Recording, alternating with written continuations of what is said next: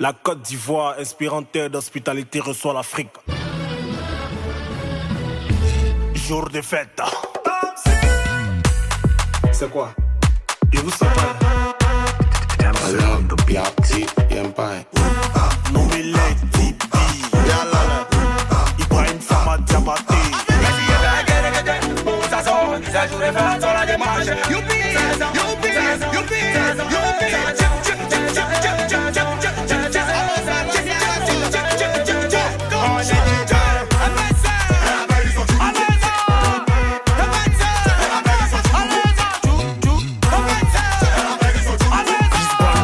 Nous sommes au salon du livre d'Abidjan, un espace magnifique dédié au livre.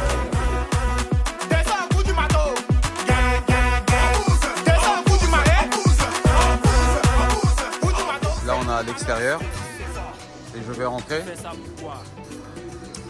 Je vais vous montrer combien de fois c'est une infrastructure ambitieuse. Voilà, là je rentre, voilà, là je suis devant le parc d'exposition et là vous voyez les premiers stands.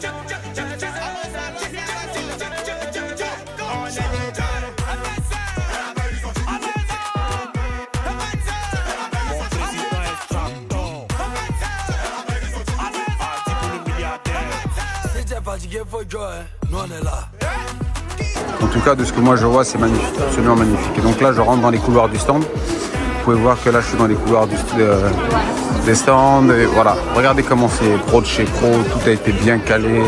L'éclairage est juste excellent. Bien, voilà. Vous voyez comment c'est juste incroyable. Et les gens achètent du livre. Et ce que je souhaitais vous dire aussi, c'est que les livres sont à des prix défiant toute concurrence. Vous avez des prix en termes de livres qui parfois défient les livres qu'on achèterait en France, qu'on achèterait en Europe. Voilà, vous avez des bandes dessinées, des livres pour enfants qui parfois 2000 francs ici sur Abidjan. Voici le stand de ressources éducatives. Voilà, c'est le stand sur lequel le Congo se trouve et plein d'autres pays. Le Bénin, Djibouti, le Sénégal, Madagascar. Djibouti et Madagascar qui font du très beau livre, du très grand livre. Il faut prendre exemple sur eux. Voilà. Je vais vous montrer les livres de Madagascar pour vous montrer le niveau. Voilà. Voilà les livres de Madagascar qui ont vraiment une qualité exceptionnelle. Regardez-moi cette qualité de...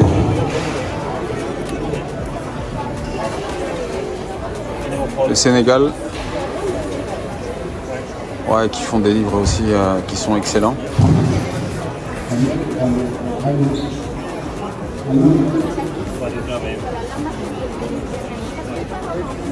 Ouais.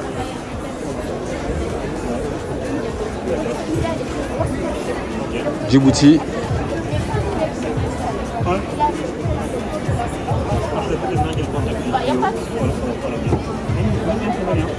Ils ont des trucs super aussi. Djibouti.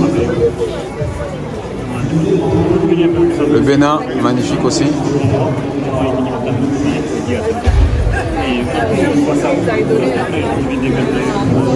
Voilà.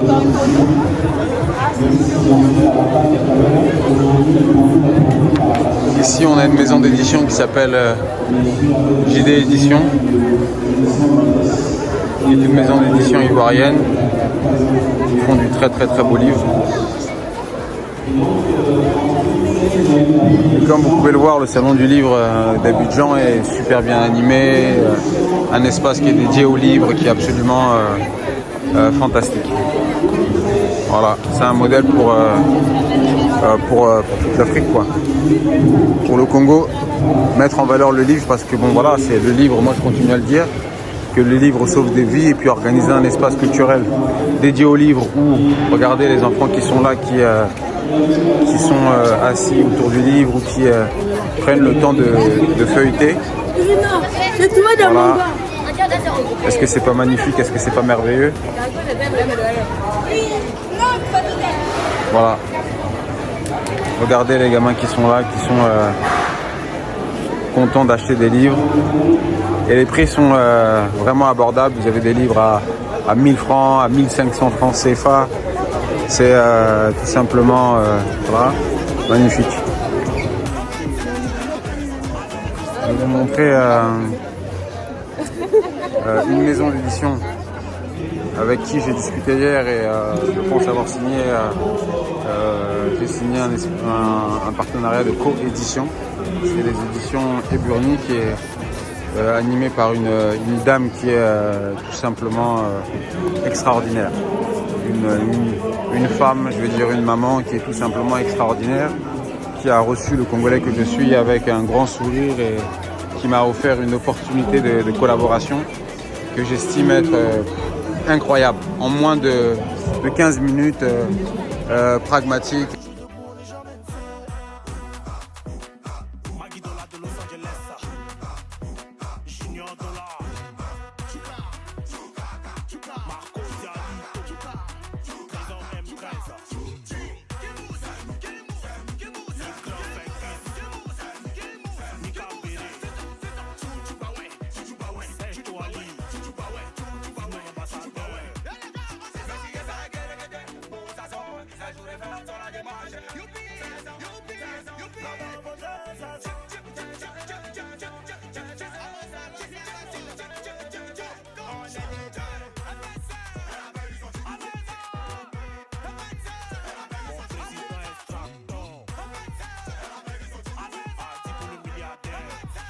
Fatigué, faut jouer, nous on est là.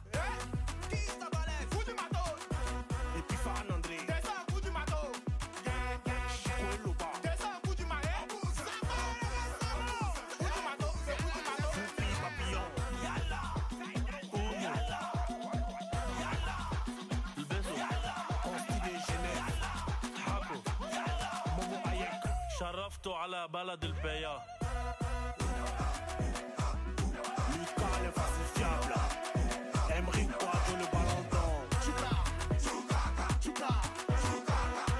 Y'a pas état d'esprit, hein. On est venu pour gagner. Et vous savez.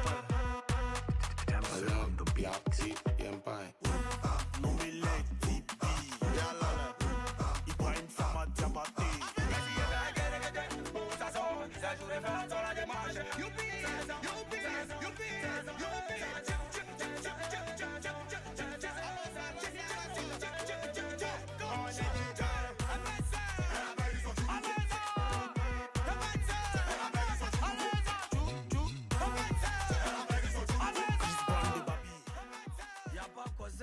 À lui seulement.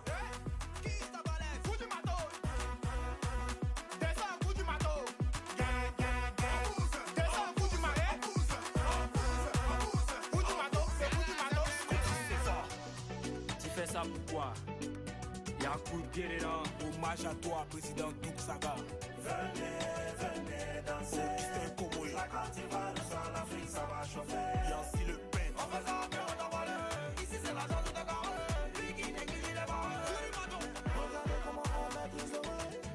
Pour s'enlever, Africain on est les dieux, on est toujours debout, on n'est jamais fait. Maggie Dollar de Los Angeles, Junior Dollar.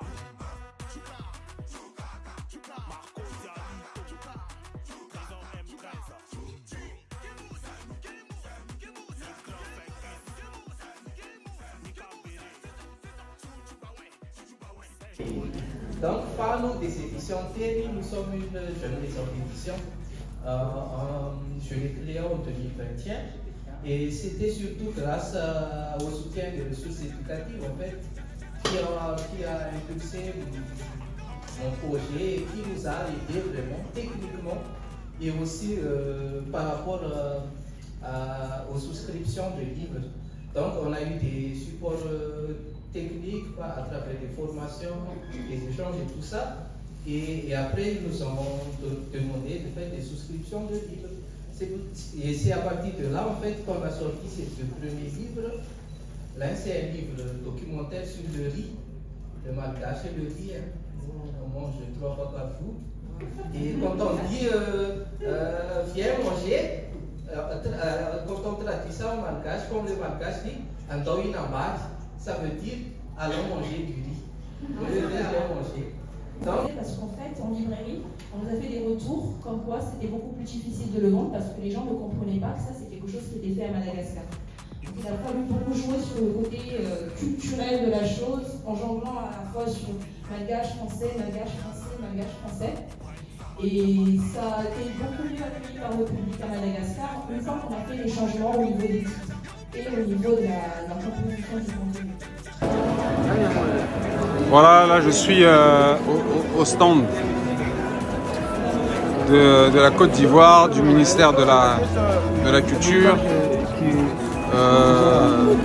C'est grâce à ce ministère de la Culture et à la politique de la culture qui a été mise en place que nous avons le SILA. Voilà, un ministère qui semble plutôt faire du bon boulot. Quand je vois que les livres, je vois la floraison de livres que j'ai vu quand je me suis baladé dans les stands et autres. Et voilà, je suis sur le stand du ministère de la Culture et voilà, on peut le voir, République de Côte d'Ivoire, ministère de la Culture. Je vous ai dit tout à l'heure quand je me baladais dans les couloirs des stands que je ne pense pas que ce soit possible de pouvoir avoir un SILA aussi bouillonnant, un SILA aussi vivant, une activité aussi vivante en termes de production de livres, en termes de stands. Et je vous ai dit tout à l'heure que l'espace était pour moi incroyable. Et je ne pense pas qu'il n'y ait pas une volonté politique de vouloir bien faire. Parce que moi, je l'ai toujours dit à travers mes vidéos, je pense que ça ne peut qu'exister que s'il y a quand même un leadership qui soit un leadership volontariste. Et donc là, je m'approche du stand du ministère de la Culture. Je suis là, je vois des gens qui travaillent, qui animent le stand du ministère de la Culture. Et je vais leur poser quelques petites questions, je vais discuter un peu avec eux. Parce que c'est important de parler des questions un peu politiques, de ceux qui font la politique de la culture et quelle est leur place par rapport à livre, quelle est leur vision par rapport au livre. Et là, j'ai devant moi, je m'approche du stand, j'ai devant moi Monsieur Ougnier, Monsieur Anéric, voilà, qui travaille au ministère de la Culture. Oui, je suis au service de la communication. Voilà, au service de la communication. Là, pour faire le collège de je suis Franck Mzila, je viens du Congo-Brazzaville. Et ma première impression, c'est que j'ai fait le tour des stands, je suis ébloui. Je suis ébloui par ce foisonnement de livres, de productions qui sont faites par des Ivoiriens, imprimés à Abidjan, le nombre de maisons d'édition. Et comment le ministère de la Culture, si je dois jeter des fleurs au ministère de la Culture, comment le ministère de la Culture se positionne par rapport à tout ce foisonnement, à tout ce qui bouillonne, tout ce qui est fait aujourd'hui en termes de production littéraire et tout, etc. Oui. Il faut dire que déjà le ministère de la Culture fait la promotion des auteurs, des écrivains, du patrimoine culturel. Et ce foisonnement des maisons d'édition que vous avez vu, des auteurs qui sont déjà là pour le SILA, je pense que cela démontre l'ambition du ministère de la Culture de faire du livre un vecteur important dans l'économie culturelle. Voilà, c'est ce que je peux dire en substance.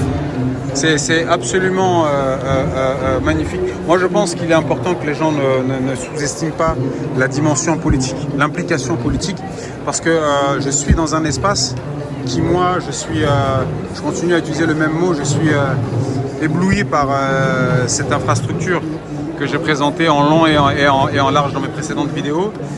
C'est quelque chose qui est récent. L'espace? Oui, l'espace. Oui, l'espace est récent. Mais l'espace n'est pas géré par le ministère de la Culture. Oui. L'espace est géré par le ministère du Commerce. Ministère du Commerce. Voilà, nous sollicitons l'espace pour organiser nos événements. Voilà. C'est un espace qui, parce que je lis, je vois parc des expositions. Oui, Et parc donc- des expositions d'Abidjan. Voilà, parc Voilà, des mais c'est une expositions initiative du ministère du Commerce. du Commerce, ministère du Commerce. Et c'est quelque chose qui a été finalisé quand? Je ne peux pas donner vraiment une date. Précise. Non, même l'année c'est 2024, 2023. Oui, ça fait maintenant 2 ans. Donc, 2 ans, ça existe. Et donc c'est sous le président Ouattara que ça a été construit, l'initiative et tout, etc.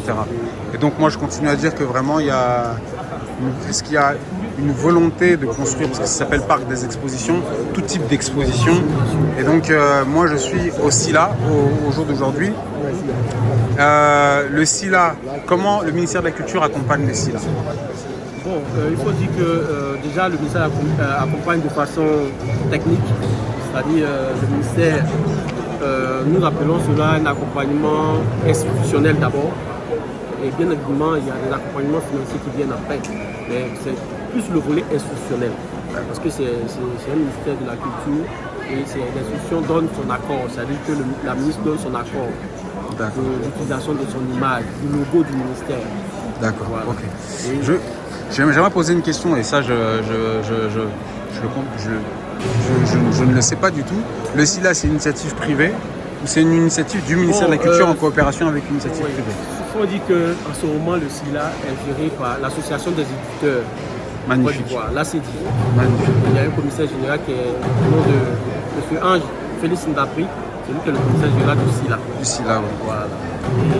Donc c'est une organisation d'éditeurs, Voilà. un rassemblement des C'est éditeurs. comme une collaboration avec le ministère de la Culture. Mais sauf que ce sont les éditeurs, les maisons d'édition, les auteurs, les écrivains. Voilà, c'est une. Si on veut voir un brassage. Voilà. Un brassage. Et aujourd'hui en Afrique francophone, on peut considérer que, de ce que moi je vois, je peux me permettre de dire que c'est quand même le plus grand salon du livre d'Afrique francophone. En termes de... Cela même, pour ne pas faire de publicité, parce qu'on organise également le salon du livre pour enfants. Super. Voilà, nous sommes déjà à la 6e édition et c'est en décembre 2017. Voilà, c'est en décembre 2017. D'accord, donc j'espère que je serai invité parce que moi je fais de la littérature pour enfants, je fais de la bande dessinée, salon du livre pour enfants. Magnifique. Et ça c'est une initiative toujours des éditeurs ou... Là, c'est le ministère. Ça c'est le ministère. Piloté par la direction du livre. Il faut être quand même très très éclairé pour pouvoir comprendre que justement la littérature commence par l'enfance et en faire un salon spécifique pour justement pour les enfants. Ouvrage, par exemple, pour les enfants.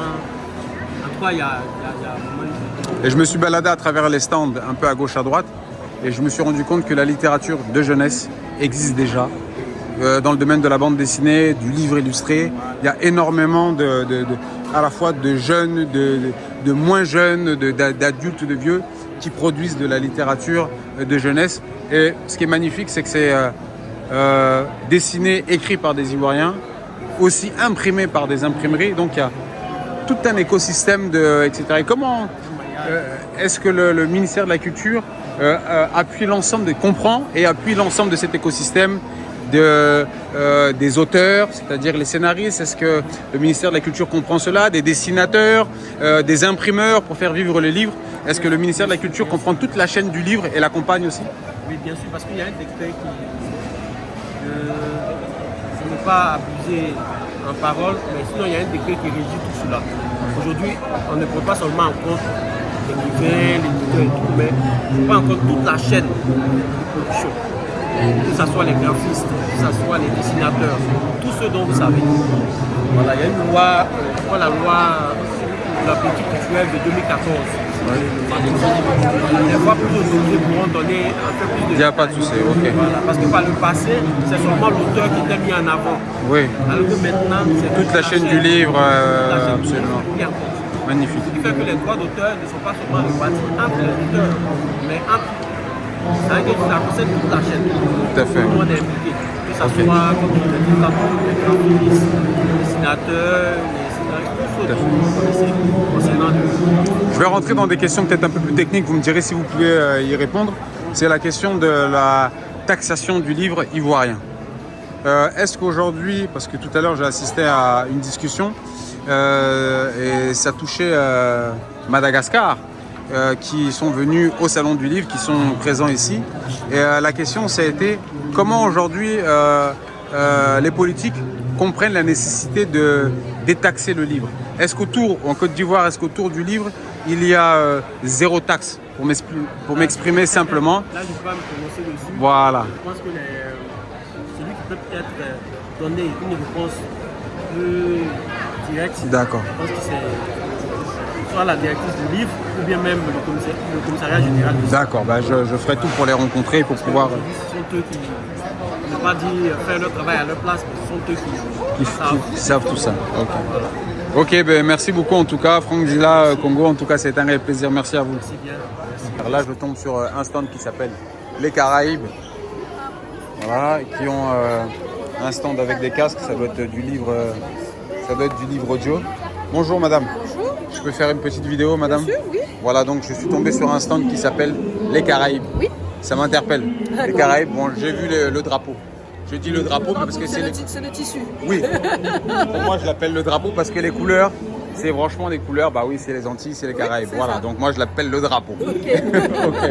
Et dites-moi, je vois plein de casques sur la table. C'est du livre audio? C'est ça, exactement. Voilà. Bah, donc je me suis pas trompé. C'est bien Pas du livre. trompé. Voilà, c'est bien du livre audio. Parce qu'Une voix, une histoire est la première maison d'édition de livres audio de la zone Caraïbe. Nous sommes basés en Guadeloupe, mais nous balayons tout l'arc caribéen puisque nous sommes la seule maison d'édition sur le territoire. C'est magnifique. Et le livre audio, il y a beaucoup de, si je peux m'exprimer ainsi, de bruit autour du livre audio. Est-ce qu'il est bon? Qu'est-ce qui fait qu'il soit si particulier?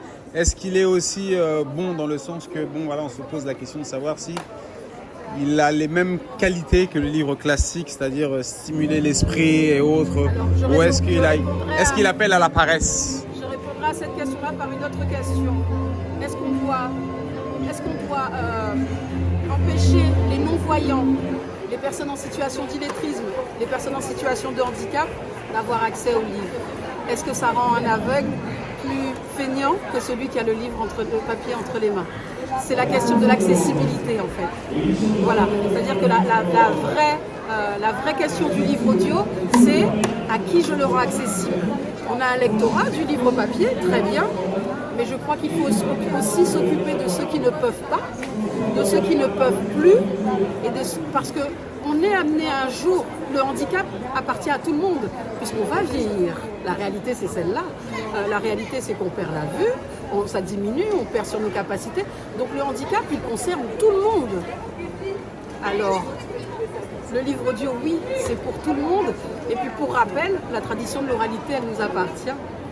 Est-ce qu'au temps des griots, on disait que c'est pour ça qu'on ne pouvait pas apprendre? Au contraire, la tradition de l'oralité permettait aux enfants d'être plus attentifs, plus concentrés, alors qu'aujourd'hui, on se rend bien compte que l'attention, elle diminue. Sauf que lorsqu'on est... Parce que l'écoute active demande à ce que l'enfant apprenne à être attentif. Le livre audio apprend aux enfants à être attentifs. Ça, c'est, je dirais, un angle émotionnel. C'est un angle émotionnel. Je suis psychologue, donc oui, c'est non, un angle moi, thérapeutique. C'est un angle, vous présentez la chose sur... Non, moi je dis ça pour les gens qui vont suivre la vidéo. Oui, bien sûr. Et c'est un angle qui justement nous interpelle. C'est vrai que tout le monde ne pense pas toujours à ça. L'argument qu'on a, c'est de dire, est-ce que le livre audio, ça ne rend pas les gens paresseux? Oui. Mais justement, vous nous rappelez un fait qui est sujet parfois à polémique, justement la tradition de l'oralité. Oui. Et est-ce que le livre audio, justement, nous rappelle pas d'une certaine façon que oui, bah voilà, nos traditions à nous, oui, c'était l'oralité. Et tout à fait, et qu'à une époque, plus feignant. Oui, ça nous a pas rendu plus feignants. Et au contraire, nos parents étaient capables de retenir une sorte de bibliothèque dans leur tête. Exactement. Et voilà. Ça faisait beaucoup plus travailler la mémoire. Voilà, Alors en Guadeloupe, il faut savoir par exemple que quand on avait des grands-parents qui ne savaient pas écrire et qu'on devait aller faire des courses, qu'est-ce qu'on faisait? Ils nous disaient ce qu'il fallait aller acheter et sur le chemin, on se répétait ce qu'il fallait acheter pour ne pas oublier. Donc c'est faire travailler la mémoire. Donc le livre audio rentre tout à fait dans un parcours classique. Il n'est pas en concurrence avec le livre papier. Il est vraiment complémentaire. Et ça, c'est important à retenir. D'accord, ok. Mais des arguments de fond. Des arguments de fond. J'en ai beaucoup de contre-arguments à vous opposer, mais on va garder les plus belles choses. En tout cas, merci beaucoup à la Guadeloupe. Merci à vous. Merci beaucoup, moi je dis à la Guadeloupe et à toutes les Caraïbes. Parce que ces couleurs sont particulièrement belles. Et, ce sont les nôtres. voilà. Ah, d'accord. Je suis avec Superwoman. Depuis que je fais les stands, je trouve qu'en Côte d'Ivoire, vous avez des titres très accrocheurs, très cash. Tout à l'heure, je passe sur un stand, c'était comment acheter un terrain sans se faire arnaquer. Juste là à côté. Et j'ai discuté quasiment 10 minutes avec l'auteur. Là, je vous filme, hein. J'ai discuté 10 minutes avec l'auteur. Et je lui ai dit justement, vous avez vraiment des titres qui sont très cash. Qui font que tout de suite, on sait de quoi on parle. C'est pas des titres qui sont pompeux et tout, etc. Et là, je vois le parcours d'une superwoman ordinaire. Est-ce qu'une superwoman est ordinaire? Non, elle a des super pouvoirs. Non, c'est là la nuance. C'est là la nuance. Ordinaire parce que je suis comme vous. Ouais. On va dire mortel, je vis, je respire, je bois. Ouais. Superwoman parce que les épreuves de la vie qui m'ont porté, qui sont venues à moi là. J'ai réussi à sortir la tête de l'eau. Ouais. Donc aujourd'hui, moi je dis que tout le monde est superman ou superwoman. Et qu'il est capable. On a tout ce truc-là. Moi j'ai été confrontée à la perte. Ouais. À la perte de ma mère, à la perte de mon fils. Ouais. J'ai été confrontée à la quête de la guérison, à la quête de l'épanouissement. Ouais. Quand je ressens la tête de tout ça, je me dis, il faut que je pose tout ça sur papier au fait. Il faut que quelqu'un qui passera par cette situation un jour se rende compte que tout est possible, il suffit de décider. Absolument. Quand vous décidez de vous relever, quand vous décidez d'avancer, peu importe ce que vous avez perdu, vous allez gagner encore. Est-ce que je peux dire que c'est un livre de développement personnel? Exactement. C'est un livre de développement personnel. Et est-ce que je veux dire, en voyant la couverture, est-ce que je peux dire qu'il s'adresse principalement aux femmes ou pas? Il s'adresse à tout le monde. Il s'adresse à tout le monde. D'accord. J'ai des retours d'hommes, j'ai envie de dire, qui sont beaucoup plus poignants, beaucoup plus saisissants, parce qu'en général, en Afrique, l'homme est celui-là qui ne se dévoile pas assez facilement. Mais qu'un homme lit mon livre et qui me dit, je me reconnais dans ton histoire. Je sais pas perdu un enfant, mais quand je regarde ton enfance, quand tu parles de la perte de ta mère, quand tu parles de ce que tu as perdu émotionnellement, je me reconnais dans ton histoire. Et qu'est-ce qui déclenche à un moment, lorsque je vois un livre comme ça? C'est votre premier livre? C'est votre premier livre. Qu'est-ce qui déclenche, en dehors des expériences, parce que vous me parlez d'expériences qui sont assez difficiles, mais tout le monde ne déclenche pas le processus d'écriture. Tout le monde ne déclenche pas ce processus d'extériorisation de la douleur et qui le couche sur le papier. Qu'est-ce qui a déclenché chez vous ce processus d'écriture? J'ai trouvé un moment où je t'ai dit, il le faut. Tout à l'heure, j'ai parlé de décision. Il le faut. Il fallait que je libère la parole. Écrire aussi une thérapie. Il fallait que je libère la parole. Il fallait que je me libère de tout ce que j'avais emmagasiné en moi. Et moi, quand j'ai fini ma thérapie, parce que je ne le cache pas, quand j'ai perdu mon fils, je me suis fait suivre un psychologue. Quand je finis cette thérapie-là, je me dis, waouh, j'ai souffert autant, quelqu'un dans ce monde a souffert autant, il faut que quelqu'un sache qu'on peut souffrir, on peut bouillonner. Et qu'on peut sortir de là, ouais. Donc, je me permets d'avancer sur le stand et j'ai la chance d'avoir l'auteur avec un titre qui fracasse tout. C'est pas la première fois que je viens à ce stand. Chaque fois que je viens à ce stand-là, je me dis non, il faut que je discute avec l'auteur parce que c'est un livre qui est quand même particulier. Et je fais tout ça pour faire sourire l'auteur parce que j'ai l'impression qu'on touche à une problématique qui touche non pas seulement la Côte d'Ivoire, mais qui touche aussi, moi je viens du Congo-Brazzaville, c'est les problèmes fonciers. Est-ce que j'utilise de bons mots? Les problèmes fonciers touchent vraiment, on a l'impression que tous nos pays africains ont tous les mêmes problématiques. Donc là, le titre, c'est comment acheter un terrain en Côte d'Ivoire sans se faire arnaquer. J'ai l'impression que chez vous, c'est peut-être pire que chez moi parce qu'y faire un livre sur cette thématique-là, je m'y attendais pas. Avec un titre aussi accrocheur, non, il faut m'expliquer. Malheureusement, on a beaucoup de personnes qui ont investi, en fait, qui pensaient avoir acheté un terrain, en fait, qui ont juste donné de l'argent. Voilà. Et malheureusement, moi, je suis passé par là aussi. J'ai été malheureusement arnaqué. J'ai compris comment ça fonctionnait. J'ai aidé beaucoup de personnes à devenir propriétaires. Et en fait, je suis beaucoup actif sur les réseaux sociaux, YouTube, Facebook, tout ça, quoi. Mais avec ça, je continue de voir les gens qui continuent à se faire arnaquer, à perdre de l'argent.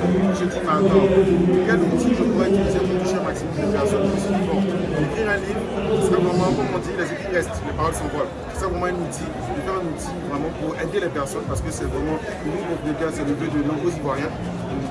je pense que tout le monde De construire, de posséder un terrain et puis que tout se passe bien, quoi. Et même, peut-être même d'investir, parce que c'est une opportunité aussi d'investissement, voilà, quoi. Je veux dire, d'investir pour la revendre, d'investir pour, voilà, quoi, au lieu de garder son argent en banque et tout ça. Et donc, il y a beaucoup de personnes qui se sont fait avoir, qui ont perdu beaucoup d'argent. Il y a beaucoup de personnes qui ont peur d'investir dans ce domaine-là. Donc, on s'est dit, bon, il fallait sortir un livre qui va justement permettre aux personnes de pouvoir acheter leur terrain sans se faire arnaquer. Voilà. Franchement, moi, je suis impressionné par une chose, c'est que très souvent, on a l'impression que lorsqu'on écrit du livre, on doit avoir des titres très scientifiques et qui parfois ne touchent pas le lecteur. Mais le vôtre, il est d'une simplicité que tout de suite, on ne se pose pas de questions, on se dit ah non, là, oui, effectivement, il faut que je l'achète parce que ça parle de ça ou il faut que je l'offre à quelqu'un, etc. Un titre clair, simple, accrocheur et moi j'en rigole, mais putain, mais c'est juste magnifique. Et ça touche une thématique. Vous savez, moi je pense que une personne qui aurait écrit ce livre, il aurait écrit un titre très pompeux, je sais pas, foncier en Côte d'Ivoire, voilà, comment ça. Ceci, comment cela, voilà. Et vous avez fait direct. Voilà. En tout cas, je dis à... Et le livre aussi est direct aussi. Le but, c'est bon de simplifier au maximum et puis de dire aux gens, voilà. C'est l'expérience, mais laisse ça. Tu demandes ça et ça, point la ligne, il n'y a pas ça. Voilà. Et vous touchez aussi aux questions juridiques, aux démarches, tout, etc. Mais comme je dis, de manière très simplifiée. Voilà. Très simplifiée, ouais. Très simplifiée pour vraiment dire l'essentiel, voilà. Parce que c'est pas, en fait, c'est vrai que c'est pas vocation à moi, je maîtrise, donc je peux être très à l'aise de discuter avec un professionnel du domaine. Mais j'ai fait ça vraiment pour tout le monde, ouais. Pour tout le monde. Même j'encourage même mes confrères même à l'acheter et puis à le prendre pour montrer ça aussi à leurs clients. D'accord. Voilà comment on doit travailler, voilà comment on doit faire normalement. Voilà ce qui était écrit dans le livre. Voilà, la question c'est que vous êtes dans la vente de terrain, dans l'immobilier. En fait, je suis expert immobilier et puis j'ai également une agence immobilière agréée dans l'état de Côte d'Ivoire. Donc on vend aussi des terrains. Ouais, magnifique. Donc ce que je fais là, c'est ce que j'ai écrit dans le livre.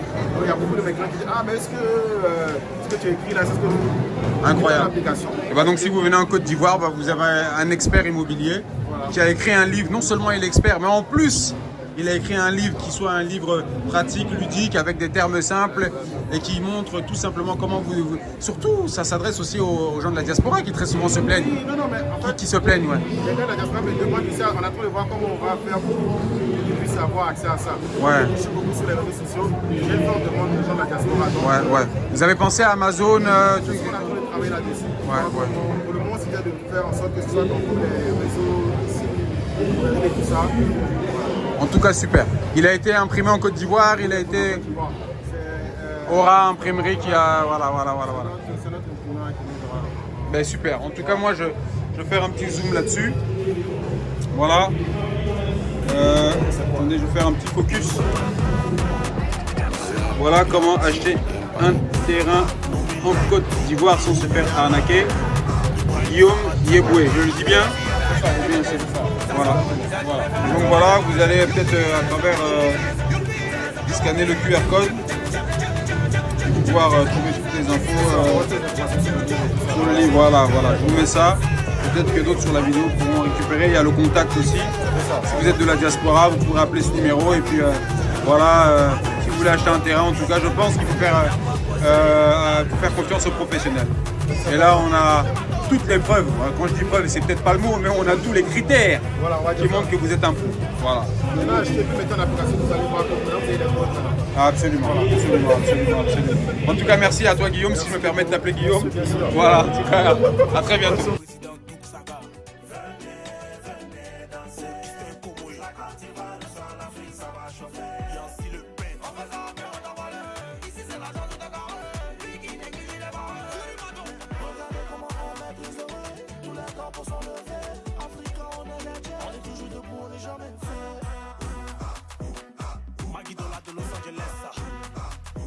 Junior Dollar, Marco Dialito,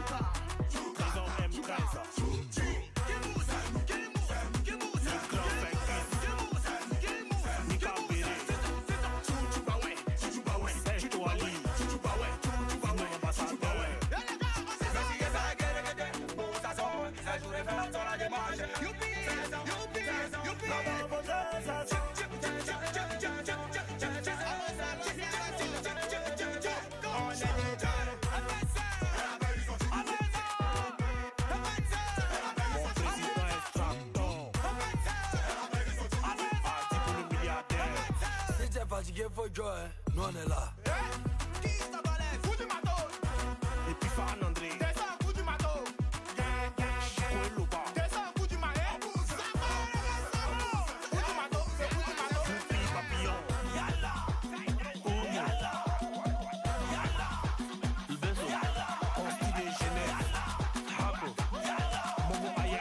شرفت على بلد البيا. Lucas l'infalsifiable.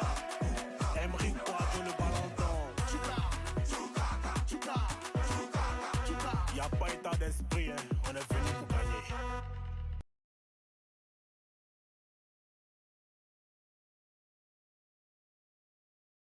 On va discuter. Voilà. Voilà. Bonjour madame, j'ai été capturé par votre hôtesse qui m'a dit que vous étiez là et j'ai dit absolument il faut que je discute avec elle. J'aime rester debout et j'aimerais... je suis congolais, très heureux d'être à Abidjan, très heureux de voir le foisonnement de littérature et tous les acteurs qui produisent du livre, qui font du livre. Et aujourd'hui je suis face à madame Charlène Danon. Franchement, j'ai été perturbé par le titre de votre livre. Ça fracasse. Et cette particularité que je vois à Abidjan, c'est qu'en termes de titres de livres, vous ne faites pas dans la dentelle. C'est toujours des titres qui vont droit au but. Dites-moi, est-ce que je suis un con? Est-ce qu'il y a un Dieu pour moi? Il y a un Dieu pour tout le monde. Il y a un Dieu pour tout le monde. Parlez-moi un peu de votre livre et de votre expérience. Ça nous parle de quoi? Alors, c'est une intrigue politique. C'est un roman, une fiction, qui place au cœur d'enjeux politiques d'une nation, une famille, là, qui revient d'exil avec un ancien ministre qui veut briguer la présidentielle. Lui, il est fait absolument pour vous et vous avez cette famille qui vous entraîne dans une campagne électorale face à un gouvernement, mais on est dans l'ombre de l'opposant et de l'opposition et de tous les moyens que l'opposant pourrait mettre à sa disposition pour atteindre son objectif, mais également c'est une histoire qui révèle aussi tous les petits cadavres et tous les petits travers de la société dans laquelle nous vivons.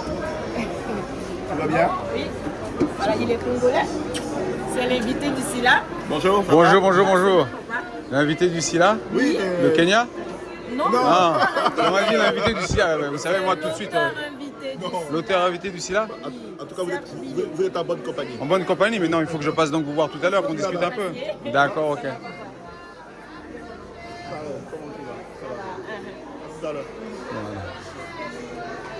Donc voilà, nous avons 30 années de vie politique en Afrique. Est-ce que je peux dire que pour moi qui suis congolais et qui est dans notre pays qui est très très politique, mais le vôtre aussi, hein, Absolument, qui est très politisé, voilà, popo, on garde les mots, on garde les deux pots. Est-ce qu'on peut dire que ça touche un peu à du vécu? Est-ce que vous avez vécu ici de tragique? Est-ce que il y a beaucoup de références là-dedans. Ouais. Comme on dit, avant que je ne vende de livres, tout événement que vous reconnaîtrez ne serait que pure fiction. D'accord. Est-ce que ça reste un livre délicat ici à Abidjan lorsque vous en parlez? Non? Un livre délicat lorsque vous en parlez. C'est un livre délicat? Parce qu'il y a des prises de position dedans et il y a des phrases narratives qui s'adressent directement au lecteur, donc à l'électeur. Et donc c'est un livre presque engagé, on va dire. Exactement. Voilà. Moi, je sais qu'il n'y a aucune différence à parler de écrivain homme, écrivain femme, mais on est dans la situation où c'est un univers très très masculin. Et vous qui êtes une femme, et moi qui aimerais démystifier le fait, surtout dans mon pays, au Congo-Brazzaville, j'ai vu beaucoup, on va dire autrices, c'est ça? Beaucoup d'autrices ivoiriennes. Est-ce qu'il y a une vague comme ça d'autrices ivoiriennes? Et ce que j'ai remarqué, c'est qu'elles écrivent beaucoup d'expériences personnelles, parfois douloureuses, des livres très sensibles. C'est ça. Voilà, c'est la grosse majorité de ce que j'ai vu. De livres qui touchent beaucoup à des expériences douloureuses, difficiles. Est-ce que dans votre livre aussi, il y a une partie comme ça qui parle de vous, d'une expérience, ou ça reste fiction politique? Ça reste une fiction politique, mais comme on dit, dans toute œuvre, il y a toujours un peu de l'auteur. Là, par contre, c'est vraiment le positionnement de l'auteur, c'est la colère de l'auteur, c'est l'auteur en tant qu'observateur de ce qui se passe autour d'elle, voilà, si je dirais ça. Mais c'est pas Enfin, je le ressens parce que je fais partie de cette génération. D'accord. Vous voyez, et que je veux que les choses bougent aussi et que les choses changent. Tout à C'est fait. ça, en fait. Ce qui Tout à fait fait. que, oui, je me sens concernée et je prends position clairement pour le livre. Voilà, D'accord. pour l'amélioration. Vous êtes beaucoup d'auteurs aujourd'hui ivoiriens à écrire sur les questions politiques, fiction, beaucoup. Moi, je lis beaucoup de livres très techniques, hein, mais pas beaucoup de fiction. Voilà. Mais Oui. vous verrez, ça passe souvent, il y a des questions qui passent plus facilement Que d'autres. dans la fiction que quand c'est technique. Vous voyez, Ok. ça s'entend mieux quand c'est pas forcément dit Oui, avec oui. le langage qu'on Voilà. sait. Le truc, c'est que, regardez, comment les États-Unis arrivent à nous faire croire qu'ils sont la première puissance du monde. Mais le film, Merci. mais oui, ça a toujours été ça. Ok, mais en tout cas, aujourd'hui, je regarde que Abidjan est la première puissance littéraire francophone. Merci. En tout cas, c'est un réel plaisir. Donc, on était avec Madame Charlène Danon pour le titre « Il y a un Dieu pour les cons ». Livre politique, livre très engagé. Merci beaucoup à vous, Madame. Merci beaucoup. Ok. J'ai la chance, je passe sur ce stand-là, j'ai la chance d'avoir Raphaël, voilà, avec qui on a fait une formation tout à l'heure. Salut Raphaël. Mais tu nous as fait une formation sur l'achat, cession des droits, etc.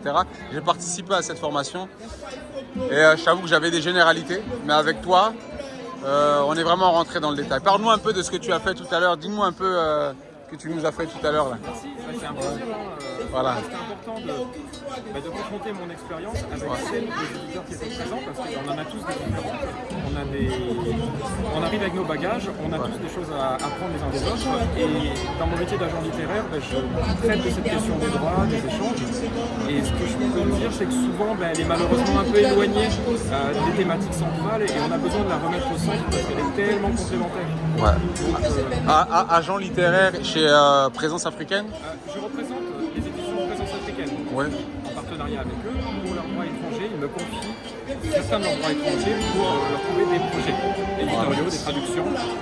Et après, je représente des auteurs pour toutes sortes de langues, leur langue originale et leurs traductions. C'est magnifique ce que tu fais dans le sens où j'ai vu le catalogue. J'ai vu le catalogue de Présence Africaine et j'ai vu qu'il y avait moi qui suis congolais de Brazzaville, j'ai vu qu'il y avait même Henri Lopez qui était dans votre catalogue. Et franchement, je suis très heureux qu'aujourd'hui, le livre d'Henri Lopez, qui est mon compatriote, puisse tourner comme ça grâce justement à ce que tu fais en termes d'achat, de vente, de cession, et toutes ces subtilités à travers les contrats et qui participent à la circulation du livre. Je te remercie, ça me fait plaisir que tu parles d'Henri Nkomo. Henri Lopez. Henri Lopez, ça me fait dire, parce que quand il est décédé il y a peu de temps, j'ai été très touché de me dire maintenant, on a un engagement pour ces œuvres, Le Pleur et Rire qui est publié par Présence. Absolument, Le Pleur et Rire, ouais. On a la responsabilité de continuer à faire vivre ce patrimoine. Voilà, de le faire tourner, de le faire circuler. Ces œuvres qui ont été un peu traduites, qui peuvent l'être à nouveau. Leur édition est là, donc maintenant c'est notre responsabilité, notre charge vis-à-vis de quelqu'un d'aussi influent qui nous a... Pour moi, c'est quelqu'un qui est important dans mon parcours. Et vous savez, et c'est quelqu'un qui a amorcé une dynamique côté de l'édition africaine. Il a fait confiance à des éditeurs africains de la sous-région dès les années 1970. Il faut s'en rappeler parce qu'ils nous ont montré un chemin. Voilà, et ouais. Moi je parle au Congolais aujourd'hui, tu nous fais un témoignage assez vibrant d'Henri Lopez qui a participé justement à tout ce que tu dis à l'histoire du livre africain en Afrique centrale. Beaucoup parfois l'oublient, beaucoup parfois ne le savent pas et c'est bien que tu le dises. Pour les Congolais qui vont suivre cette vidéo, en tout cas merci beaucoup et en tout cas à très bientôt. De toute façon on se voit tout à l'heure parce qu'on va parler, j'ai eu à discuter, à parler un peu business avec pas mal de maisons d'édition ici. Je pense que j'aurai des accords à signer, je vais prendre ta carte de visite pour que tu puisses m'aider. Voilà. Ok, merci beaucoup, à tout à l'heure. Merci. Hommage à toi, président Douk Saga. Venez danser. Augustin Komoé. La Côte d'Ivoire, nous sommes l'Afrique, ça va chauffer. Yancy Le Pen. On fait ça bien, on envoie le. Ici c'est la zone de Dakar. Lui qui néglige les barres. Regardez comment on maîtrise le bruit. Tous les corps sont levés. Africains, on est les dieux. On est toujours debout, on n'est jamais fait. Maggie Dollar de Los Angeles. Junior Dollar. Marco Diali.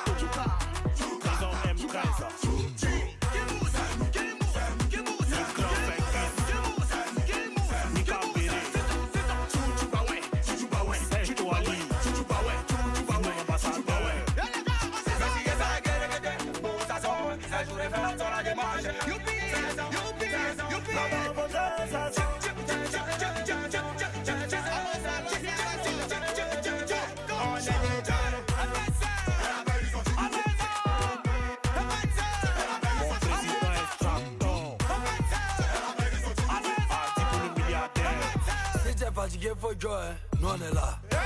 Qui ça balèze? Coup du matos. Et puis Fan André. Descends un coup du matos. Descends un coup du marais. Coup du matos, c'est coup du matos. Foupi papillon. Yalla. Yalla. Le beso. Constille Genève. Habo. Momo Ayak. شرفته على بلد البيا.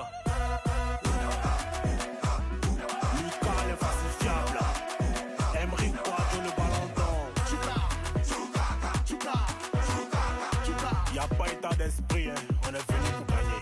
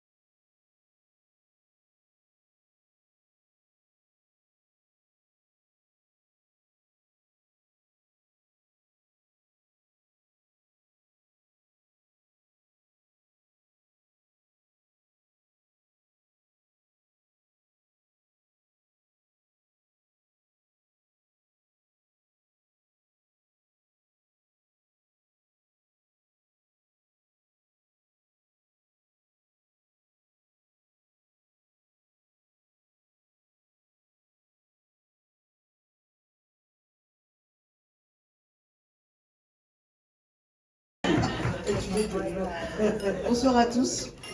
C'est véritablement un plaisir de vous recevoir. Je suis Marie-Agathe Amakon-Fokember.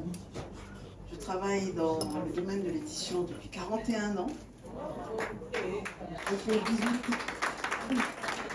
J'ai fait 18 ans aux éditions CEDA. J'ai créé les éditions Épurini en novembre 2001, donc ça fait 23 ans. Et quand des amis viennent ici en Côte d'Ivoire, je me dois de les recevoir. Chaque année, on a une sorte de subvention qui grandit d'année en année comme ça. Mais on utilise ça sérieusement. On ne peut pas payer voiture, même maison. On utilise ça pour les activités. La preuve, elle n'était jamais venue à nos activités comme ça. Et puis il y a 2 ans, elle est venue à la finale du championnat national de Côte d'Ivoire d'Islam. Ce jour-là, j'aime pas tous les montants, mais elle nous a fait une enveloppe conséquente. Et pour la championne, et pour les organisateurs. Je voudrais, sonalement, avant de me présenter, sonalement, qu'on se lève. Voilà.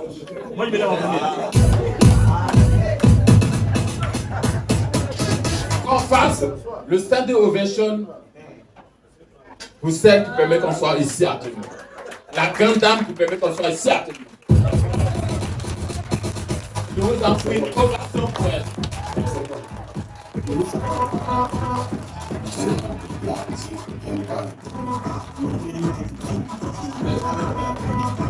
Merci beaucoup. Et si le slam tient aujourd'hui en Côte d'Ivoire, c'est vrai que nous sommes des acteurs actifs. Je suis le slammer le plus âgé en activité, ça c'est vrai. C'est comme on appelle le père. Le père. Voilà. Mais franchement, j'aimerais, je vais être sérieux, lui dire merci maintenant, sonalement. Lui dire merci pour tout ce que la porte islam en Côte d'Ivoire. Merci beaucoup. Et à chaque fois qu'on a une activité mondiale, internationale, je lui dis voilà là où on est parti, là où c'est qu'on a gagné. Quand elle est partie en France, je lui ai pas dit. Mais à chaque fois, en fait, à un moment donné, il y a sa fille qui me dit mais pourquoi tu n'amènes pas souvent ta mère? Non, il y a des choses que je n'ai pas envie de faire. Je suppose qu'elle est tellement sollicitée. Quand elle est partie en France, je ne lui ai pas dit. Mais elle savait qu'elle était championne. Et puis, quand elle arrive en finale, je lui ai dit marraine, c'est la marraine. Enfin, moi, je suis son filleul en fait.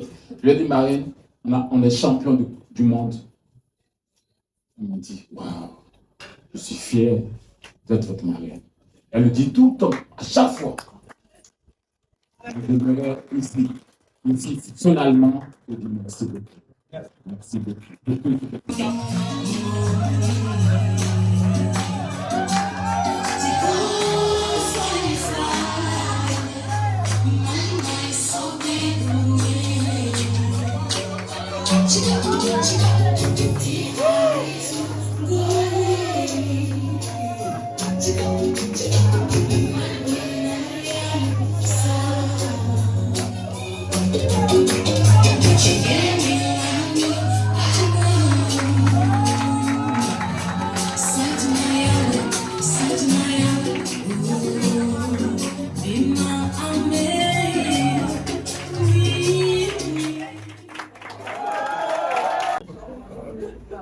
Le voisin, c'est celui du Sénégal. Moi, je suis de la Mauritanie. C'est Dias Diallo, directeur des rencontres littéraires Traversée Mauritanie.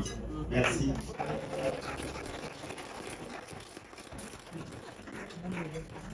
Merci à la Mauritanie, merci à nos frères du Sénégal.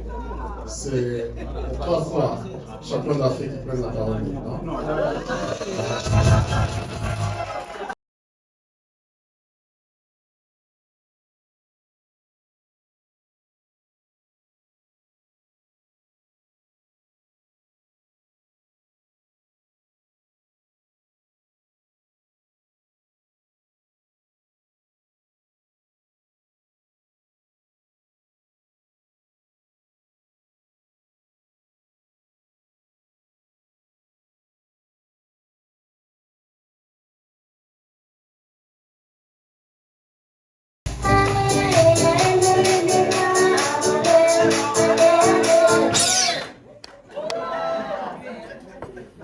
je suis Isabelle Kassi-Fofana. Je dirais, je suis la petite sœur d'une dame que j'aime beaucoup, Madame Marie-Agathe. Et rapidement, je ferai un petit témoignage. Si je suis venue, je dirais, dans ce beau métier du livre, c'est grâce à cette grande dame. Parce que quand j'étais étudiante, elle est venue donner une conférence, elle est venue présenter son métier. Et j'avais envie de lui ressembler. Bon, merci. Elle m'a accueilli ensuite au SEDA et elle m'a fait aimer ce métier. Et ça a changé ma vie, j'ai rencontré mon époux et voilà.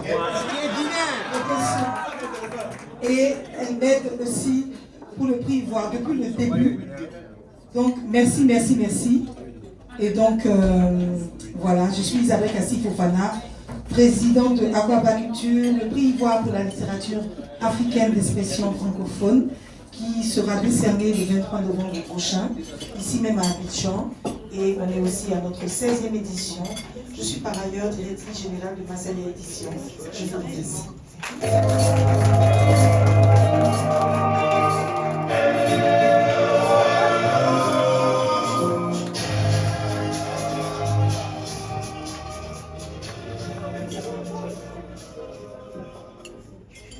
Bonsoir à toutes et à tous. Apparemment c'est timide. Bonsoir à toutes et à tous. Merci beaucoup. Moi c'est Landry Woko. Je suis éditeur de la République centrafricaine. Je vous remercie.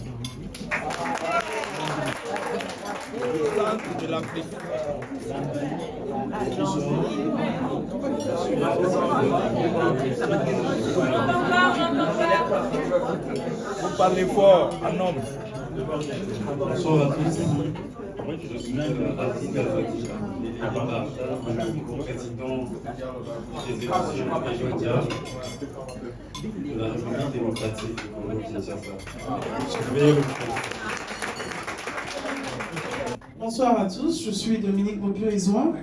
J'accompagne Ange Félix Ndapri, le commissaire général, dans l'organisation du SILA. Depuis quelques années, je suis donc membre de ce commissariat général. Je suis également la rédactrice en chef du magazine officiel du SILA, le SILA Mag. Je suis journaliste. Merci.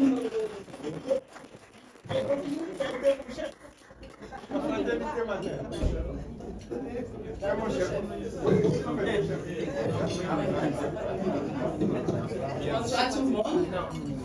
Je suis l'Amazone. L'Amazone je suis appropriée du Dahomey. Et quand on dit ça, vous imaginez quel pays déjà? Le Bénin.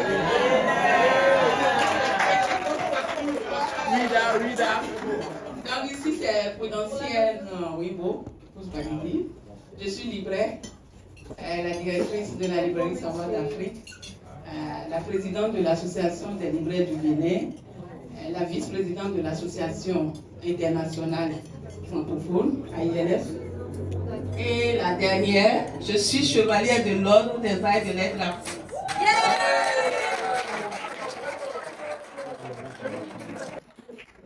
Bonsoir, mesdames et messieurs. Bonsoir. Je suis Valentin Zaoubi, je suis citoyen ivoirien, fier de l'être. Je suis membre du commissariat général du SILA. Je suis très content d'être avec vous ce soir. J'accompagne donc monsieur, mon patron, qui est assis là-bas. Je tiens à dire merci à Mme Amouakon pour l'invitation, parce qu'elle n'est pas obligée de nous inviter. Merci beaucoup. Non, elle m'a invité, moi. Je suis indiqué, pas obligé. Mais bon, je suis très content parce que c'est une personne que j'ai en grande estime. Et merci, madame, pour tout ce que vous faites. Voilà, j'ai des échos de partout. Et donc, j'en suis très heureux. Alors, je suis donc membre du commissariat général. Je suis dans la vie ordinaire, je suis sociologue. Je travaille comme consultant formateur en hôtellerie, en leadership. Je serai bientôt écrivain parce que j'ai mon manuscrit. Voilà. Non, parce que là, on fait mes livres sortis sur l'Invité, on n'en parle plus. Donc, hein, monsieur le commissaire général, ça va se faire. En tout cas, merci d'être là. Nous sommes très heureux de vous accueillir. Et bien entendu, l'année prochaine, on vous attend avec grand plaisir. Merci.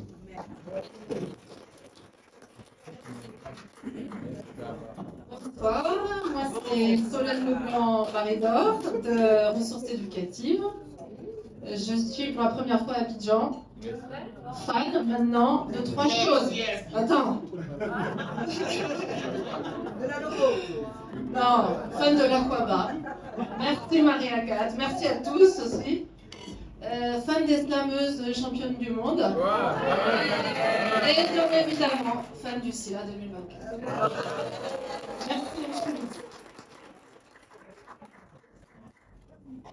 Bonsoir à tous. Alors, moi, je suis Loubna Joher Fawaz. Quand je suis passée aujourd'hui voir mes compatriotes sénégalais, donc je leur ai dit que j'étais sénégalaise, mais je suis libraire et je suis mauritanienne et fière de l'art parce que je suis libraire en Mauritanie. Et je suis aussi ivoirienne de cœur parce que je suis la petite sœur de Marie-Agathe. Donc voilà, ça éclaircit un peu parce que tout le monde se dit, mais elle, Sénégal, Mauritanie, Liban, La Guinée. Mauritanie, Guinée, voilà. Je suis africaine.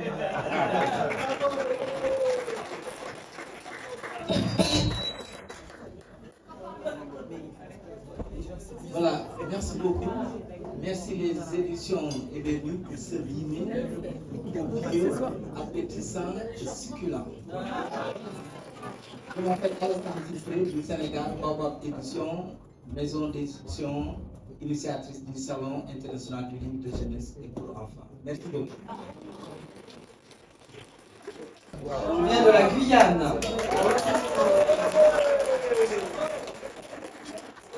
C'est mon premier SILA, j'espère qu'il y en aura d'autres. En tous les cas, je suis directrice du Salon du livre de la Guyane. Voilà.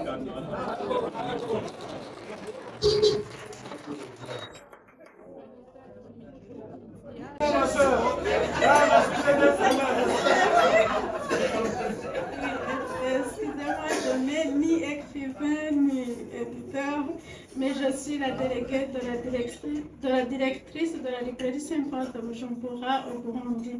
Alors, c'est une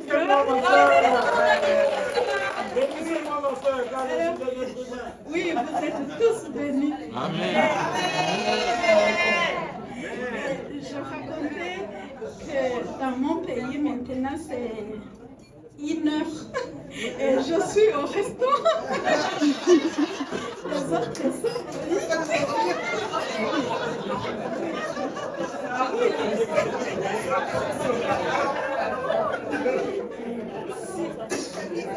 si on raconte que je suis au resto,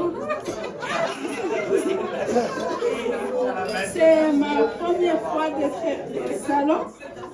Des fois, je n'arrive même pas à comprendre ce qui se passe. C'est une joie pour moi et je remercie. Il y a des membres qui m'ont donné le nom de la douce. Alors, je suis très contente. Je vous remercie et je remercie la dame qui nous a invités. Merci.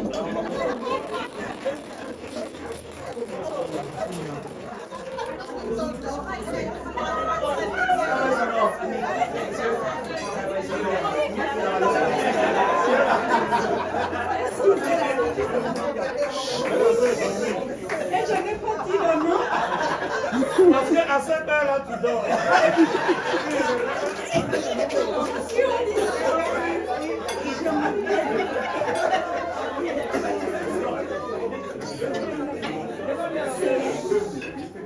C'est Sœur Marie Chantal, mon nom c'est Kawani Kinya.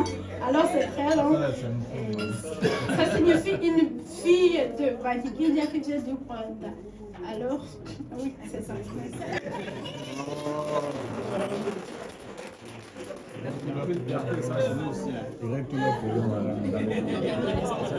Alors, bonsoir tout le monde. Moi, je m'appelle Eric. Bonjour, je suis organisateur du Salon du Livre. Et je suis très heureux d'être avec vous ce soir. Parce qu'en fait, ce soir, on est dans la réunion africaine de la culture. Tous les gens qui pensent et qui pensent faire des livres pour les autres, qui pensent le futur de l'Afrique, sont là. Donc c'est une réunion très importante qui me paraît assez historique Parce qu'en fait, on est là pour inventer à travers les auteurs qu'on va éditer plus tard le futur de l'Afrique. Et ce qui est sympathique, c'est de voir qu'on est tous, quels que soient les pays, on est tous unis dans quelque chose de commun. Et ça, c'est très rare, parce qu'en fait, les divergences qui existent aujourd'hui dans le monde, qui sont totalement inadmissibles, finalement, on est capable d'essayer de les éteindre à travers la pensée et la culture. Merci encore Marie-Agathe. Ange, tu sais déjà mon frère, vous ne pouvez pas savoir vraiment comme je suis heureux, parce qu'en fin de compte, je suis producteur d'une émission, d'un programme de documentaire, d'une série documentaire qui s'appelle P-World Connection, pour Black World Connection, qu'on a commencé depuis 2003, où le parrain était Lilian Thuram. Et le but de ce documentaire, de cette série de documentaires, c'est de faire le tour du monde pour montrer les personnages noirs, qu'ils soient hommes ou femmes, qui font des choses positives dans le monde. Et pour casser un peu l'adage que le noir, nous ne pouvons réussir que dans le sport et la musique. Nous avons énormément de talent dans tous les domaines et c'est important pour nous de prendre nos caméras avec mon ami frère Philippe Mucherin qui est réalisateur en train de filmer qui va se présenter.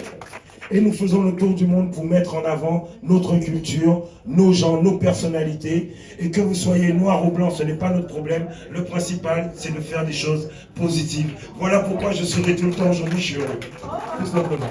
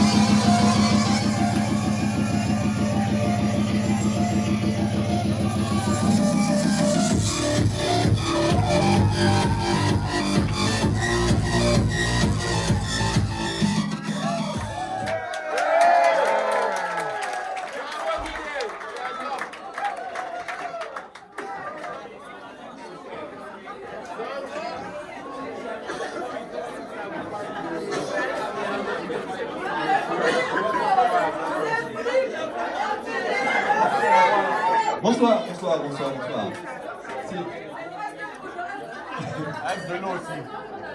Bon, ben, tu vois mon ami tout à l'heure, s'il a pas un peu difficile après. Je suis Philippe Mucherin, de la délégation guadeloupéenne, mené par Manit Titeka.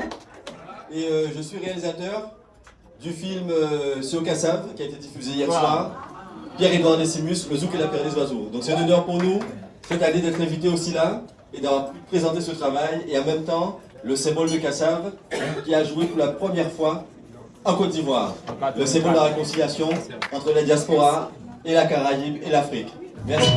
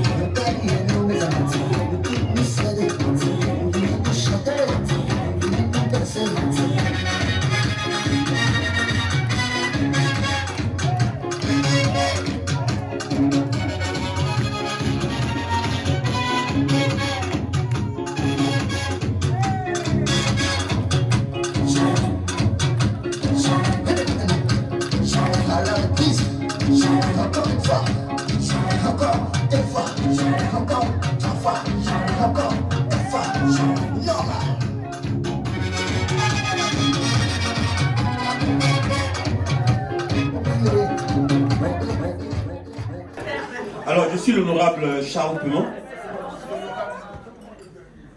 Je suis le petit frère de 3 personnalités en Côte d'Ivoire. Et comme les deux ne sont pas là, on va citer la 3e personnalité, petit frère de Madame Amoako. Juste sa discrétion en pâtir, elle est de tous mes combats politiques, sociaux, professionnels et associatifs. Vous ne savez pas ça? Voilà, elle est de tous mes combats bien politiques, sociaux, professionnels et associatifs. 3 bancs pour Madame Amoako. 3 bancs. 1, 2, 3. Je suis... On sent que les gens n'ont pas fait la maternelle ici. Je suis éditeur, écrivain. Je suis directeur des éditions de l'Encre Bleue. Par la volonté des éditeurs de Côte d'Ivoire, je suis depuis décembre 2021 le 4e président de l'Association des éditeurs de Côte d'Ivoire, ACD. J'ai succédé sur conseil de mon frère et jumeau, mon prédécesseur Ange Félix Dapri. J'ai succédé à Ange Félix Dapri. Et c'était mon directeur de campagne. Je compte sur lui pour l'AG de décembre 2021. 2004. Pour l'AG de décembre 2004. Parce que j'avais 203, n'est-ce pas? Et que d'autres pays et d'autres structures vont se joindre à nous parce que nous voulons faire d'ici là le plus grand salon international du livre en Afrique. Pas seulement francophone, mais dans toute l'Afrique, avec votre bénédiction. Je vous remercie.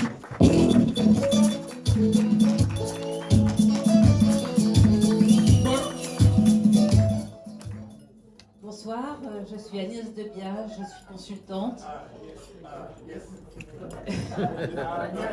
J'ai longtemps vécu en Afrique, de l'autre côté de l'Afrique, en Égypte. Et voilà, je suis rentrée dans le sud de la France. Et en fait, comme je m'ennuie, je passe une partie de l'année en Afrique, où je continue à travailler avec une grande partie d'entre vous sur des projets liés au livre. Cette année, j'ai initié un projet qui me tenait énormément à cœur, qui était le programme professionnel du Salon du Livre d'Abidjan. Et bien, je pense qu'on a encore beaucoup de travail à faire pour le faire monter en puissance et il y a de grandes ambitions derrière. Merci Marie.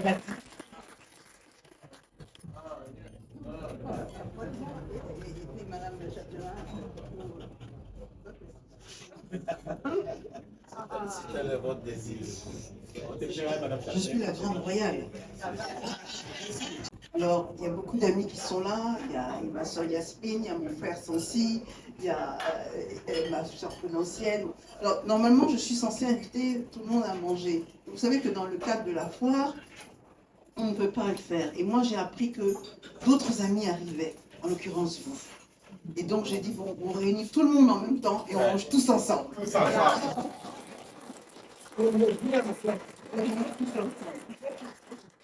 J'ai vraiment le plaisir d'être avec vous.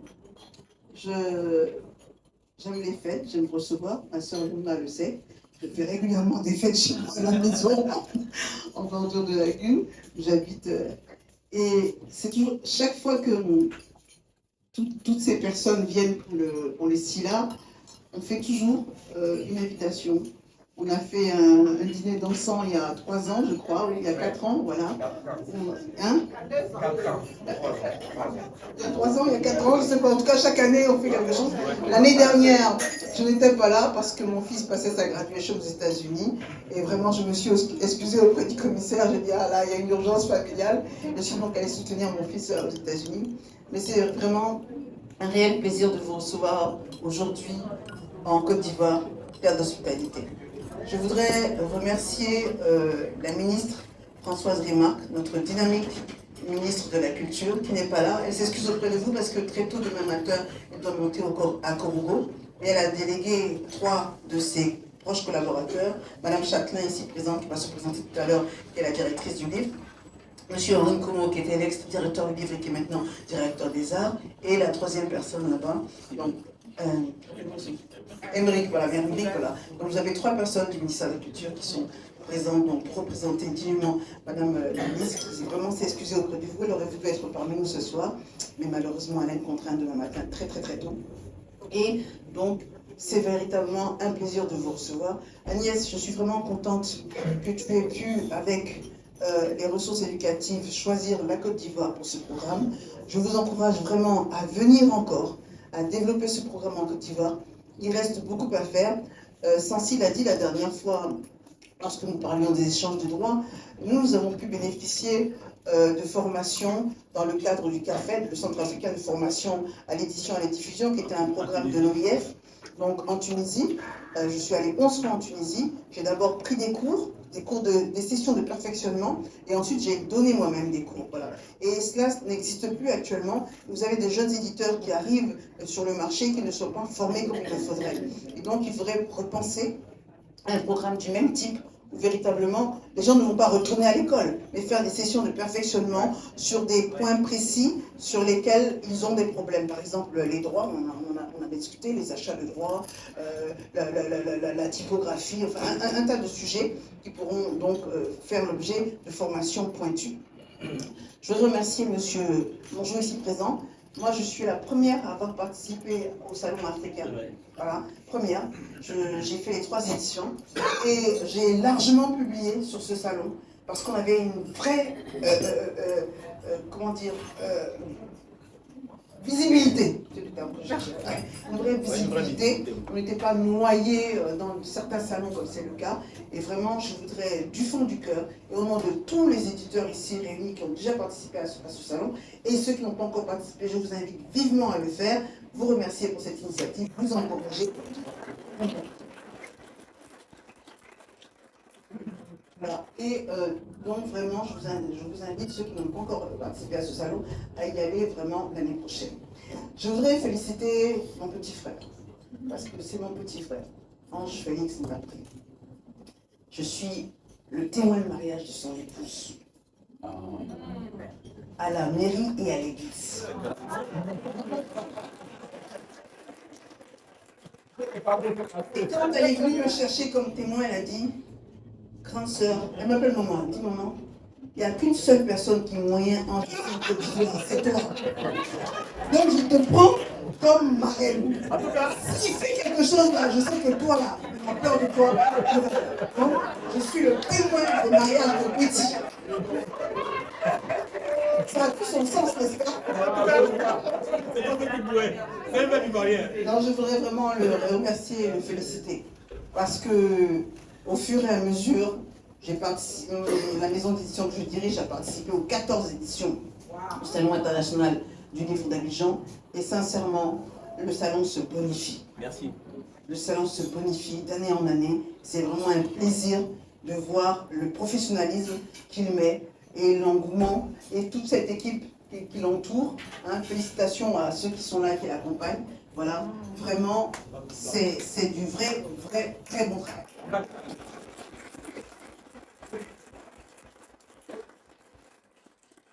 Je voudrais remercier Madame Châtelain, ici présente, qui fait beaucoup de choses pour le livre. On a tout dernièrement fait le SALIA, le Salon du livre de littérature enfantine, sous sa houlette. Ça s'est déroulé à l'Institut coréen. Quand on est parti là-bas, moi je disais, ah, c'est un peu excentrique, c'est vrai. On a vendu tous nos livres. On est revenu avec 0 livre. Donc vous voyez que véritablement il y a un engouement pour la lecture. C'est un salon exclusivement de littérature enfantine. Donc la Côte d'Ivoire bouge.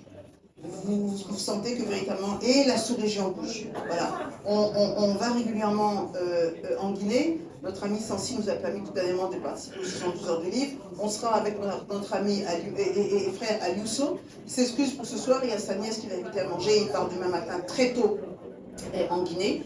Ami avec Ali depuis plus de 30 ans, voilà. Ami avec Béatrice également et partenaire, puisqu'on fait des choses ensemble depuis quoi, 20 ans, 25 ans, je ne sais plus, hein, on n'arrive plus à compter, voilà, en tout cas très longtemps. Donc, pour ceux qui ne me connaissent pas aujourd'hui, on est de nouveaux amis et on va commencer à compter aussi. Hein? 24 ans, 25 ans là-bas, on est à la première année, mais si Dieu nous donne longue vie, on va arriver aussi à 25 ans. Donc, véritablement, merci à notre président de la CEDI, merci à Agnès, merci à mon petit frère, merci à M. Mondjou pour vraiment cette très belle initiative. Merci à Mme Chaclain qui va prendre la parole au nom de l'institution. Et j'ai apprécié d'avoir en face de mon stand un sourire en continu. J'arrive le matin, je m'assois et j'aperçois des dents blanches en face qui sourient. Qui sourient. Vraiment, c'est vraiment un pur bonheur de vous avoir en face et de voir comment vous êtes heureux d'être ici en Côte d'Ivoire. Voilà. Donc je vous dis à tous, Akwaba, bienvenue en Côte d'Ivoire. Envoyez-nous des petits mots, faites-nous signe et surtout, si vous êtes de passage ici, n'hésitez pas, quel que soit le problème que vous rencontrez, appelez-nous. Appelez-nous. Vous n'êtes pas en pays étranger. Vous avez ici des parents, des amis, ce que nous sommes devenus aujourd'hui. Voilà. Merci à tous. Et merci aussi merci beaucoup de faire ce que vous avez fait actuellement et qui est très très important. Merci à tous. D'ovation. Merci beaucoup, grand cœur. Merci pour ce que tu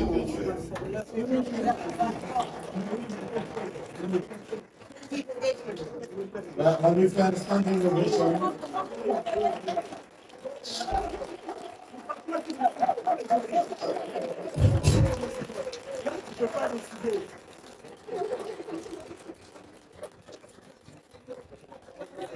Merci. En tout cas, à travers ces ovations, tu constates aussi ce que tout le monde ici, à travers les différents types de rapports, de relations que tu peux avoir professionnellement, familialement, avec tout le monde ici, il y a un attachement. C'est beaucoup plus l'expression de la reconnaissance et des remerciements pour ce que tu es pour le livre en Côte d'Ivoire, ce que tu es pour le livre en Afrique, ce que tu es pour le livre au-delà des frontières africaines. Merci beaucoup. Tout ce qu'on souhaite à ce stade-là, c'est que Dieu t'accorde une bonne santé et qu'il te maintienne longtemps en vie auprès de ta famille biologique, mais aussi auprès de ta famille professionnelle dans sa diversité ici. Merci beaucoup. Mais là, tu m'as bloqué là, parce que tu as sorti toutes les affaires. Bon, je m'attendais à ça. Bénissez-moi ma soeur quand je suis un être humain. Bon, en tout cas, avant-hier, à l'ouverture du SILA, j'ai répété, je crois, 3 fois que la foi sans les œuvres est morte. La foi sans les œuvres est morte. Et la foi sans les œuvres est morte.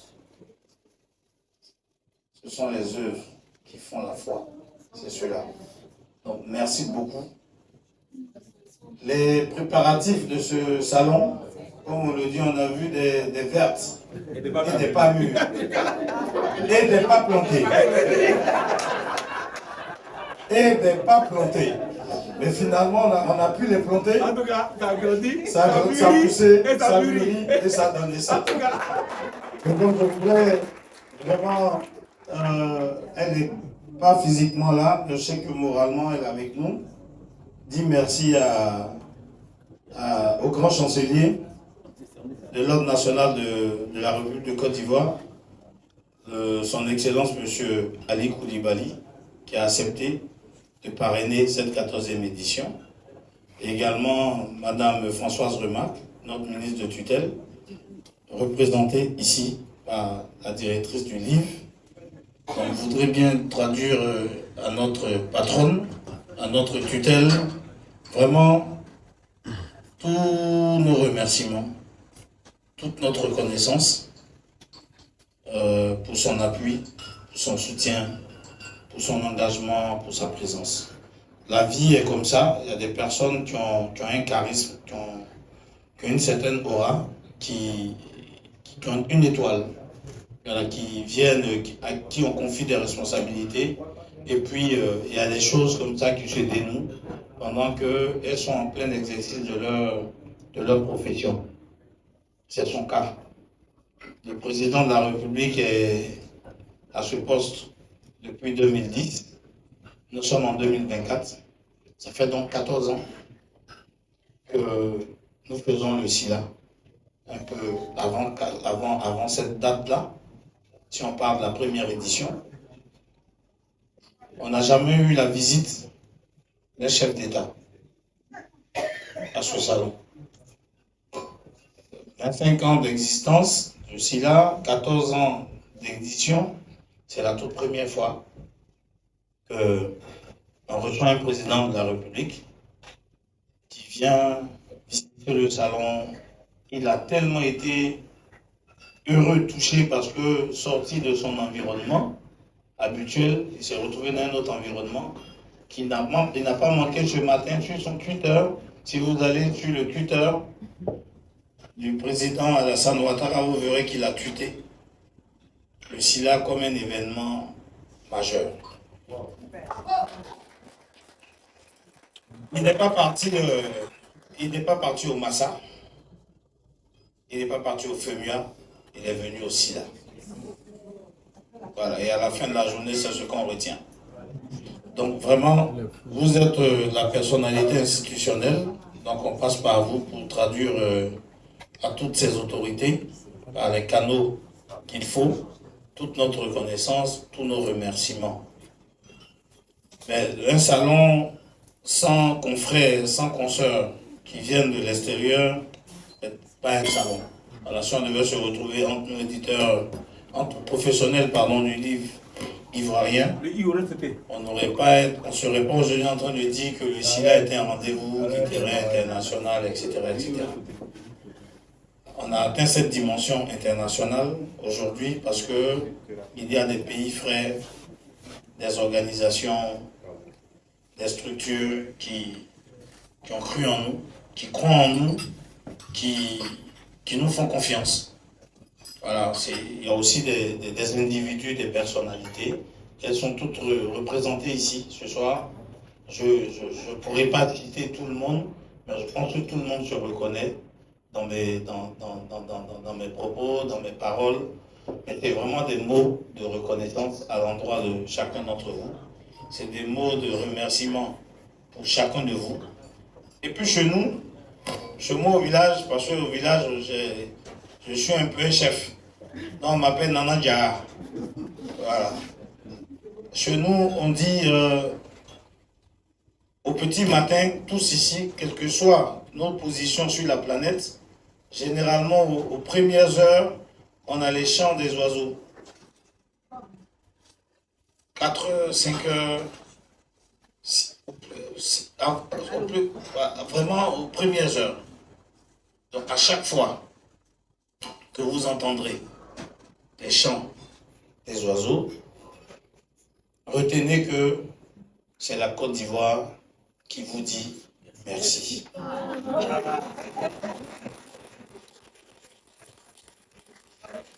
Retenez que c'est la Côte d'Ivoire qui vous dit merci. Donc à chaque fois que vous allez entendre, pensez à la Côte d'Ivoire. C'est la Côte d'Ivoire qui vous dit merci. Voilà, donc on ne va pas faire long.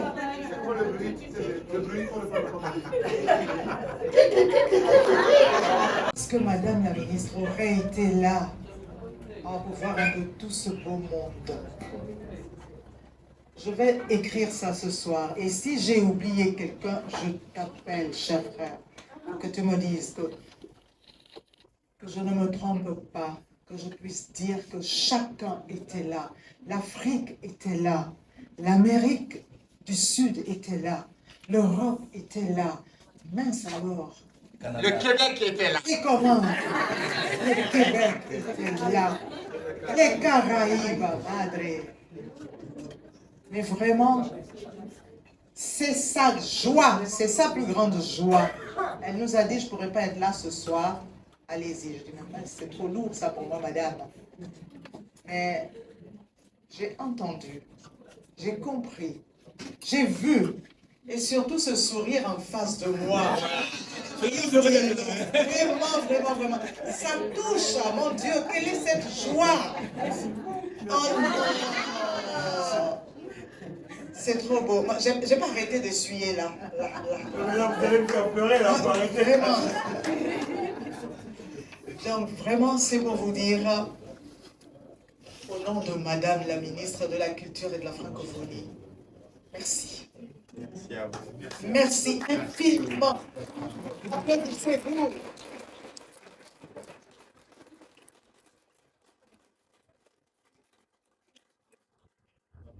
Merci infiniment pour votre présence. Comme ils l'ont dit, je ne serai pas longue. Hein. Moi, je vais vous dire simplement merci avant de me présenter. C'est vraiment merci, merci, merci. Ils ont tout dit. Je vais me faire porter ce merci à Madame la ministre de la Culture et de la Francophonie. Et comme je vous l'ai dit, je suis sûre qu'elle aurait été tellement heureuse. Elle aurait dansé ici, à Benga. C'est une joie, c'est une joie, c'est une joie. Tout à l'heure, je vais me présenter. Moi, je ne suis pas du livre, comme ma sœur. J'ai été pendant 19 ans le proviseur du lycée d'enseignement artistique d'Abidjan.